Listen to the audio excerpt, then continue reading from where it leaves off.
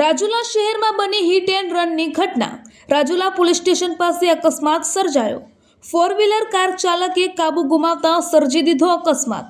Car ચાલકે પગપાળા ચાલીને જતી બે મહિલાઓને અડફેટે લીધી હતી। અકસ્માતમાં એક મહિલાનો આબાદ બચાવ, જ્યારે અન્ય એક મહિલા ગંભીર રીતે ઈજાગ્રસ્ત મહિલાને તાત્કાલિક સારવાર માટે રાજુલા સિવિલ હોસ્પિટલ ખાતે ખસેડવામાં આવી હતી।